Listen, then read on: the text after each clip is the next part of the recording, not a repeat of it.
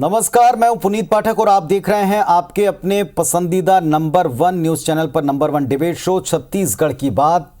साल के अंत में मध्य प्रदेश और छत्तीसगढ़ दोनों जगहों के साथ साथ 5 राज्यों के विधानसभा चुनाव हैं। 2024 में देश के यानी लोकसभा के चुनाव।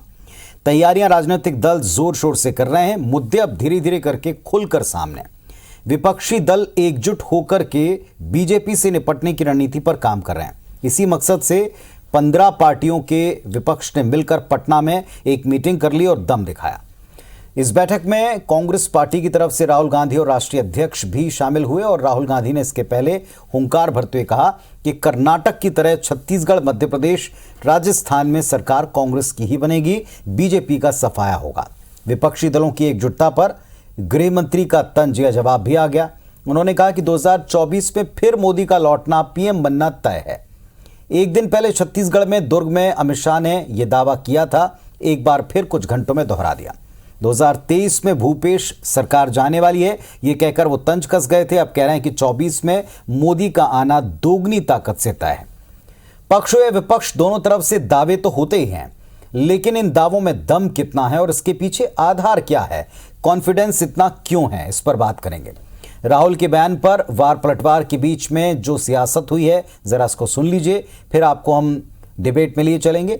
हमारे साथ में आज कांग्रेस पार्टी की तरफ से बड़े ही प्रखर नेता हैं चंद्रशेखर शुक्ला जी, जो खुलकर बात कहते हैं, वो जुड़ चुके हैं। और सुशांत शुक्ला जी हैं, भारतीय जनता पार्टी का पक्ष रखेंगे, युवा तेजतर्रार नेता हैं। आप दोनों का स्वागत है। पहले आपको सुनवाते हैं दावे और दावे पर हुए पलटवार।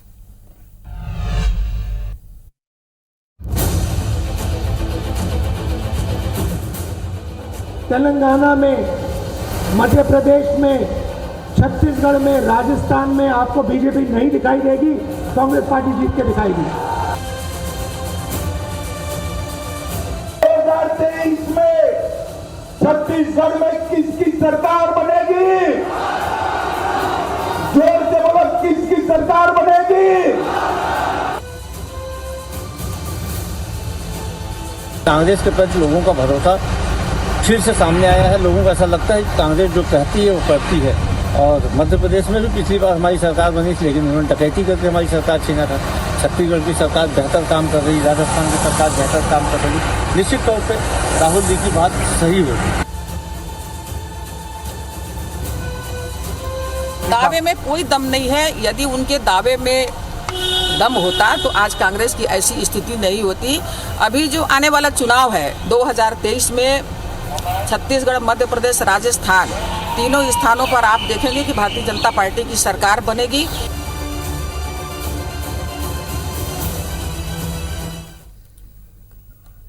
चलिए, तो सवाल एकदम सीधा है।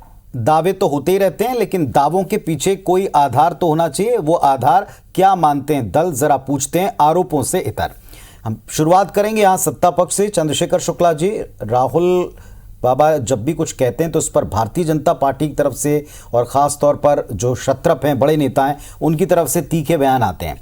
दोनों पर बात रखिएगा। जो उन्होंने कहा कि यहाँ सरकार लौटेगी नहीं और केंद्र में दोगुनी ताकत से लौटेगी, उनकी बातों का क्या आधार आप पाते हैं? और जो दावा राहुल गांधी ने किया उसके पीछे, कॉन्फिडेंस के पीछे क्या वजह है?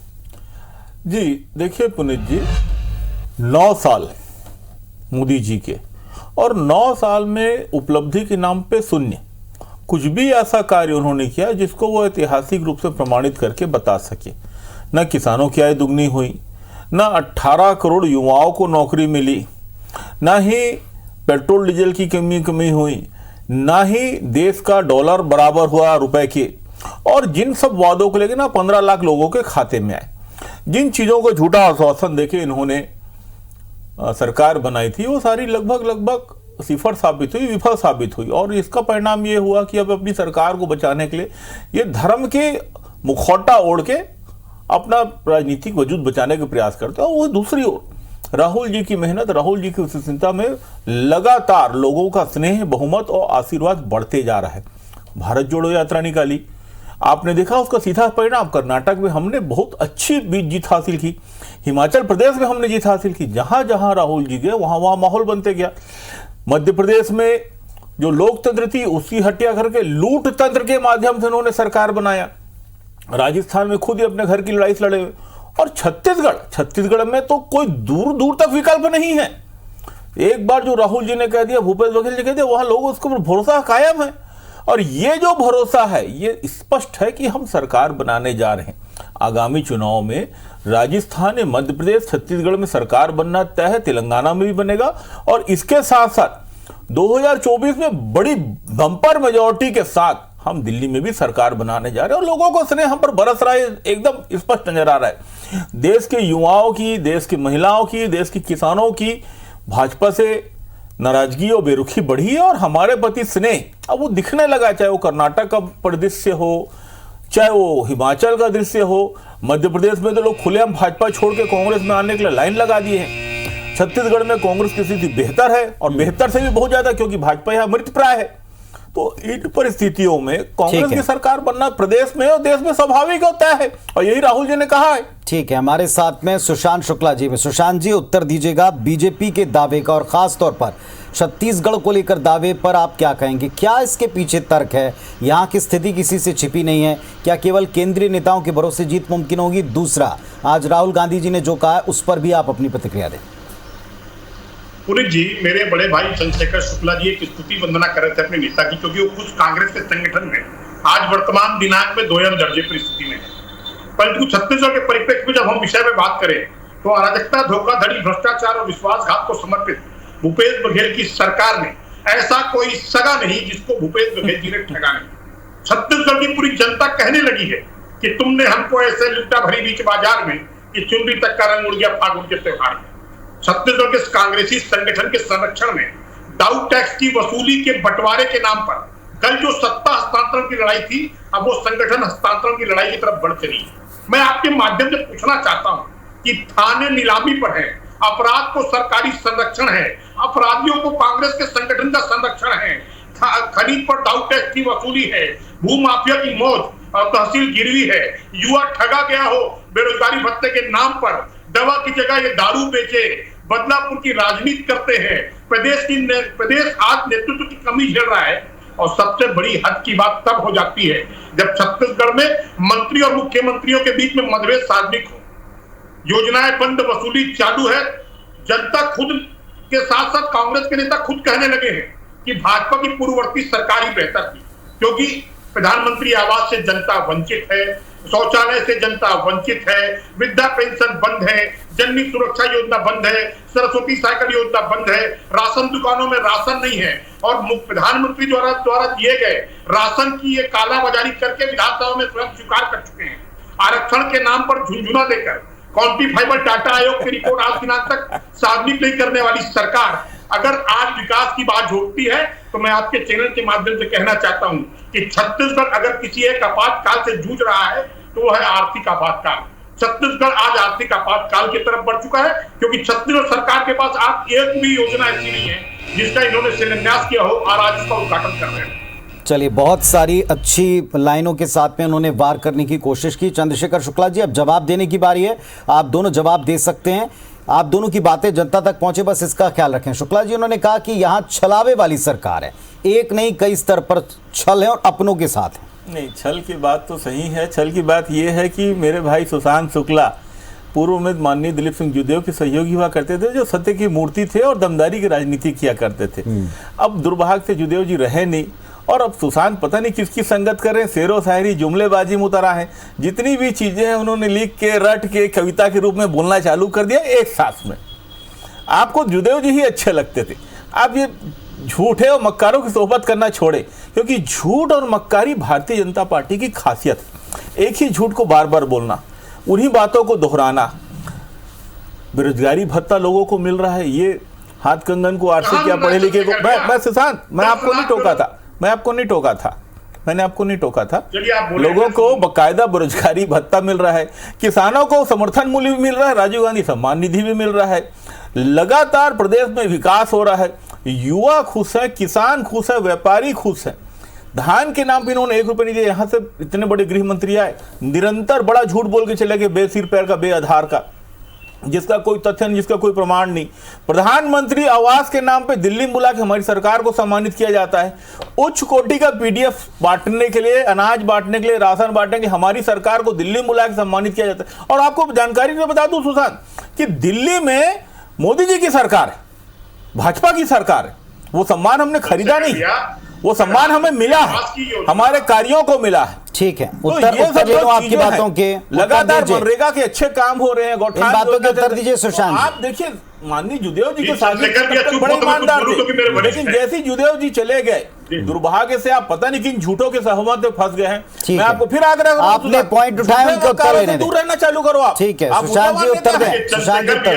चंद्रशेखर भैया मुद्दावान नेता बहुत हैं, वरिष्ठ सुशांत। नेता हैं। चंद्रशेखर शुक्ला जी बहुत वरिष्ठ नेता, धरसीवा से कब से विधानसभा की टिकट के लालायित हैं, परंतु कांग्रेस का खेम आ चूंकि ये शुक्ला है, ये बघेल होते तो आज तक पा गए होते, क्योंकि कांग्रेस की राजनीति में वर्ग भेद की राजनीति करते करते वर्ग तर्क रख रहा हूं, वर्ग भेद की राजनीति करते करते वर्ग संघर्ष की राजनीति को छत्तीसगढ़ को झोंकने वाली भूपेश बघेल की सरकार की ये स्तुति वंदना कर रहे हैं। मैं इनसे पूछना चाहता हूं कि केंद्र की योजनाओं पर आधारित व्यवस्था के तहत व्यापक भ्रष्टाचार करके आखिर सरकार कब तक चलाएगी?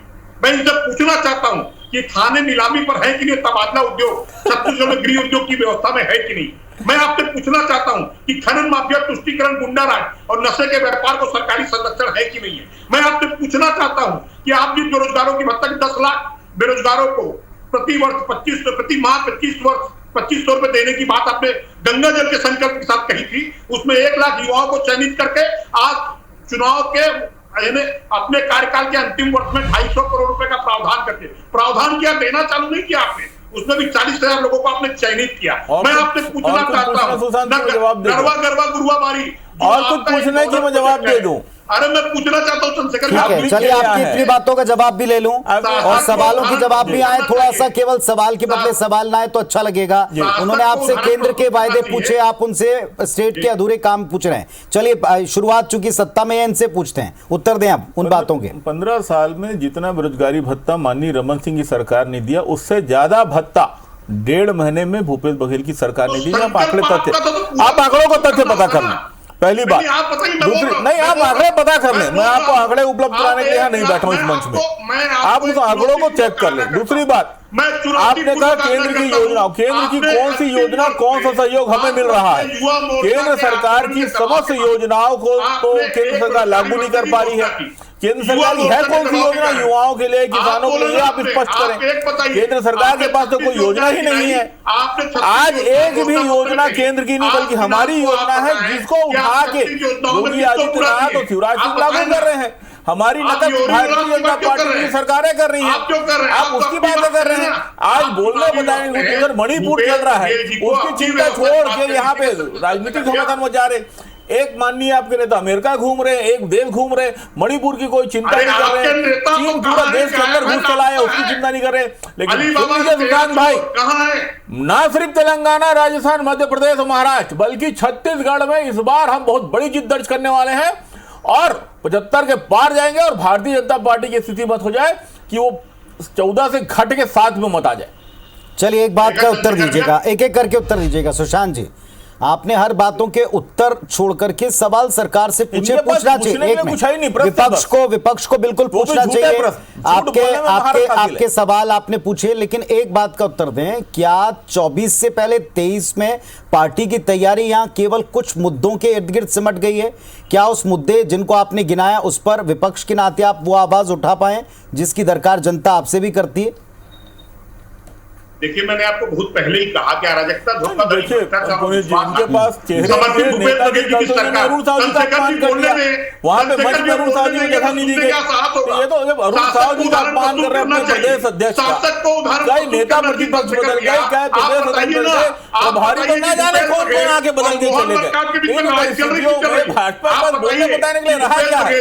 और भ्रष्टाचार की बात करते हैं, लड़ाई चल रही नहीं चल रही है, चोर मचाए शोर, इनके जमाने के जो घोटाले, धान घोटाला, कोयला घोटाला, दारू घोटाला, अरे दारू तो गांधी जी फोटो लगाया करते थे, हरकतें करने जगह है। जमीनों की कालाबाजारी आप करो, आपको मैं जमीनों बता की रहा हूं, कालाबाजारी आप करो, आप और आप भ्रमित बात हो करें गए। आप विजय जी के जब तक सिपाही थे तब तक आप ईमानदार थे, अब आप पता नहीं कौन झूठों की सोहबत करने लगे हैं। किसान छोटे भाइयों, आप झूठों की सोहबत करना छोड़ो, आपका बड़ा भविष्य है। विजय जी को छोड़ के आप किन झूठों के चक्कर में पड़ रहे हो? चलो ठीक है, थोड़ा मुद्दे पे भी आते हैं। चंद्रशेखर शुक्ला जी एक सवाल आपसे भी जरूर पूछेंगे। राहुल गांधी जी ने आज ये बात जिस मंच पर कही है, उस मंच पर 24 की तैयारी चल रही थी, उसके लिए राष्ट्रीय अध्यक्ष भी गए, राहुल गांधी भी गए, और वहां जाकर सबने कांग्रेस पार्टी के लिए भी कुछ एक मापदंड तय किए कि आपको साथ देना चाहिए, आपको अपने स्वार्थ छोड़ना चाहिए। क्या 24 के पहले 23 में वही तीनों स्टेट में पार्टी उस तरीके से तैयार है? क्योंकि यहाँ आप देखें केंद्रीय नेताओं के दौरे शुरू हो गए हैं, मुद्दे तकरीबन सेट हैं, धर्मांतरण होगा, वीएचपी इस पर तैयारी कर रही लाने की, जनजागरण की, यहाँ तमाम अनुषांगिक संगठन मोर्चा खोलने के लिए तैयार हैं। दिन ब दिन आपकी किलेबंदी, घेराबंदी तगड़ी होती जा रही, दावे के लिए ये तैयारियां आपको लगता पर्याप्त है? धर्मांतरण विरोधी कानून केंद्र के पास लंबित है, चाहे तो पास कर दे।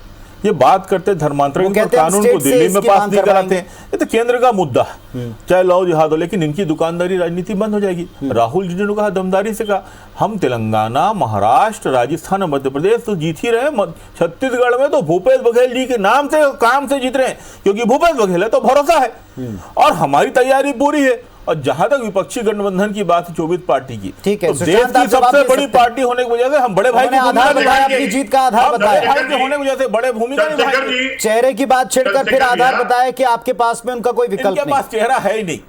और ये ओपी माथुर जी के घर से चुनाव जीतना चाहते हैं, जो खुद मानता हूं परिष्कृत है, तो भरोसा है अपराध के संरक्षण का। नहीं, ये तो ऐसा है कि अपराध करने वाले तो सब आपके साथ है, सारे गुंडे मवाली, साक्षी महाराज से लेके कुलदीप उन्नाव वाले, कुलदीप बलात्कारी, सारे हत्यारे, बलात्कारी, अपराधी तो आपकी पार्टी के, सारे भ्रष्ट तो आपकी पार्टी में। चलिए फाइनल स्टेटमेंट आप दें दोनों भ्रष्ट हो गए हैं आपसे।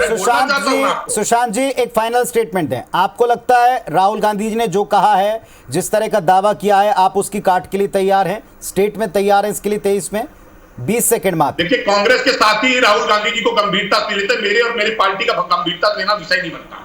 जो सबसे महत्वपूर्ण विषय है कि इनके घर में राहुल गांधी की जगह प्रियंका गांधी के लिए छत्तीसगढ़ राज्य में गुलाब बिछाए जाते हैं, तो आप इनके अंतरकलह की व्यवस्था कुछ समझ सकते हैं कि इनके पार्टी के अंदर अंतरकलह की क्या स्थिति है। परंतु मैं आपके माध्यम से कह देता हूं कि छत्तीसगढ़ की जनता आने वाले समय में राम राज्य के रूप में रमन राज की पुनरावृत्ति के लिए आकुल है। और भारतीय आपने एक नाम तो लिया, रमन राज का जिक्र छिड़ा। चंद्रशेखर शुक्ला जी सवाल आपसे भी, दावा सत्य हो पाएगा इसके लिए आपकी इकाई तैयार है, प्रदेश की इकाई तैयार है? राम जी के सच्चे राम जी के तो सच्चे हो भूपेश बघेल ने राम वनगमन पातमान बनाया, कौशल्या माता का मंदिर बनाया, रमन सिंह तो वहां तक गए नहीं 15 साल में। राम जी के सबसे बड़े सेवक तो हम है, आदि पुरुष के समर्थक, राम जी की छवि को मलिन करने वाले ये लोग रामराज की बात करते हैं। इनसे क्या उम्मीद रखते हो?